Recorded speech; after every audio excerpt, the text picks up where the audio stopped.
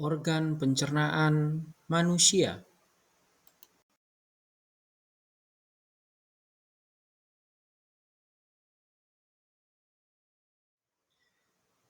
Satu, mulut.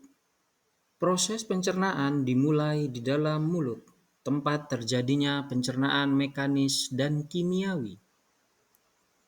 Mulut berfungsi untuk mengunyah makanan menjadi lebih halus agar mudah dicerna.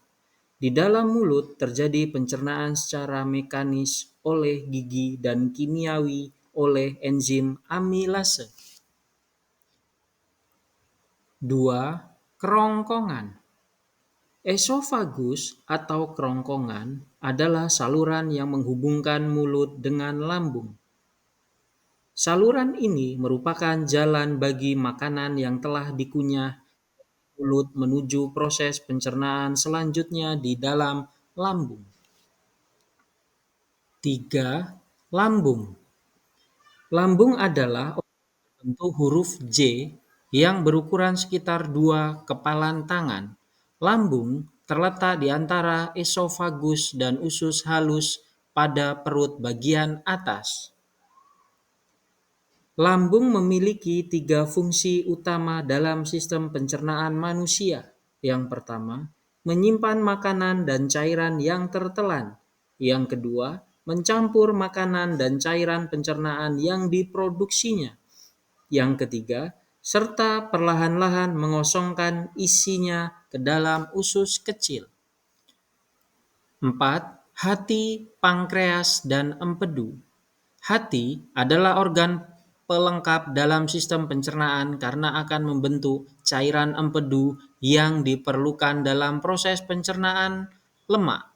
Empedu tersebut lalu akan ditampung di kantung empedu sebelum digunakan di usus halus. Kantung empedu berfungsi untuk menyalurkan empedu ke usus halus.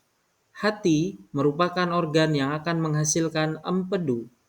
Pankreas berfungsi untuk memproduksi enzim pencernaan guna mencerna karbohidrat, protein, dan lemak di usus halus.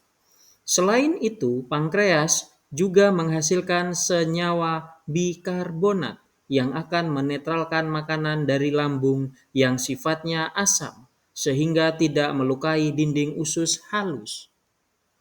5. Usus halus.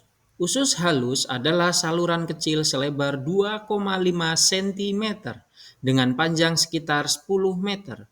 Usus halus terdiri dari 3 bagian yaitu duodenum atau usus 12 jari, jejunum atau usus kosong, dan ileum atau usus penyerapan.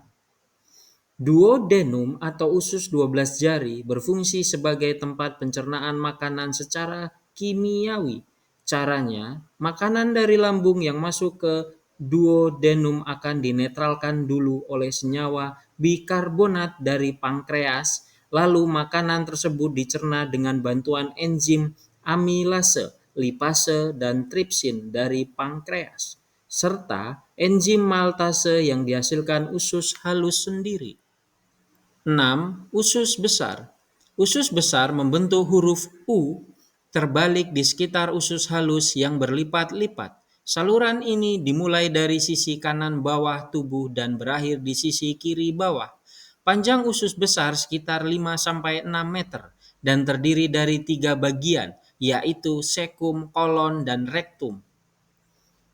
Fungsi utama usus besar yaitu membuang air dan mineral elektrolit dari ampas makanan yang tidak tercerna, lalu membentuk limbah padat yang dapat dikeluarkan.